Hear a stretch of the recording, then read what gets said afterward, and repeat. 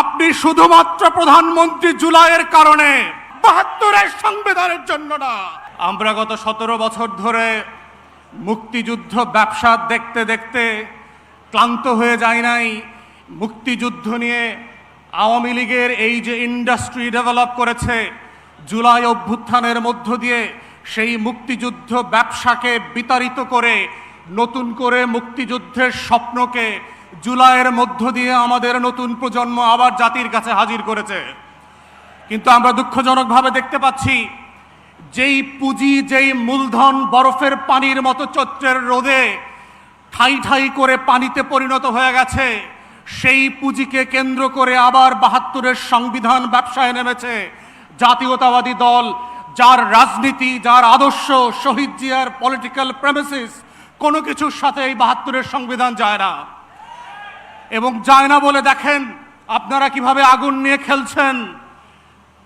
মান্যবর সাবেক প্রধানমন্ত্রী, বিতাড়িত প্রধানমন্ত্রী, উনি অন রেকর্ড ভিডিওতে বলেছেন যে উনি পদত্যাগ করেন নাই। ওনার এমপ্লয়ি চুপ্পু, সে বলেছে তিনি কোনো পদত্যাগপত্র পান নাই। তাহলে ৭২-এর সংবিধান মোতাবেক, ২৪-এর ডামি নির্বাচন মোতাবেক যেই প্রধানমন্ত্রী পদত্যাগ করেন নাই আর যার কাছে পদত্যাগপত্র দেওয়া হয়েছিল তিনি পান নাই, তিনি এখনো ৭২-এর সংবিধান মোতাবেক বাংলাদেশের প্রধানমন্ত্রী। তাহলে আজকে যারা ৭২-এর সংবিধান নিয়ে খেলছেন, আপনাদেরকে জিজ্ঞেস করতে হবে নিজেদেরকে, বাংলাদেশে কি আজকে দুটো সংসদ আছে? বাংলাদেশে কি আজকে দুজন প্রধানমন্ত্রী আছে? একজন বিতাড়িত হয়েছেন আর একজন বিতাড়িত হওয়া প্রধানমন্ত্রীর চেয়ারে বসে আছেন। আমাদের বক্তব্য খুব পরিষ্কার, মাননীয় প্রধানমন্ত্রী, আপনি শুধুমাত্র প্রধানমন্ত্রী জুলাইয়ের কারণে, আপনি শুধুমাত্র প্রধানমন্ত্রী আমার ২৪-এর ১৪০০ শহীদের কারণে, আপনি শুধুমাত্র প্রধানমন্ত্রী আমার ২৬,০০০ আহত ভাই বোনের কারণে, আপনি শুধুমাত্র প্রধানমন্ত্রী আমার ৬৫০ চোখ হারানো অন্ধ ভাই বোনের জন্য, ৭২-এর সংবিধানের জন্য না।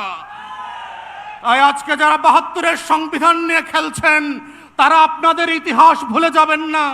পঞ্চম সংশোধনী ফিরায় নিয়ে আসার যে রাজনীতি আপনারা প্রস্তাব করেছেন, এইটা ৭২-এর সংবিধানে যায় না। ৭২-এর সংবিধান মোতাবেক শেখ মুজিবুর রহমান এখনো জাতির জনক, এখনো স্বাধীনতার ঘোষক। তাহলে ২৬শে মার্চে স্বাধীনতার ঘোষণাপত্রের দিন আপনারা কেন শেখ মুজিবের কবরে ফুল দিতে গেলেন না? সেই প্রশ্নগুলো আপনাদেরকে করতে হবে।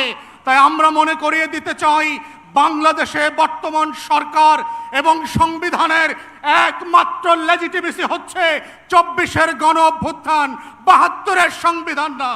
তাই এই গণ অভ্যুত্থানকে যদি আগামী দিনের রাজনীতি, বাংলাদেশ রাষ্ট্র বিনির্মাণের রক্ষা কবচ করতে হয়, সেটা শুধুমাত্র জুলাই সনদ অক্ষরে অক্ষরে বাস্তবায়নের মাধ্যমে, গণভোটের গণরায় বাস্তবায়নের মাধ্যমেই সম্ভব। ৭২-এর নাটক দিয়ে সম্ভব হবে না।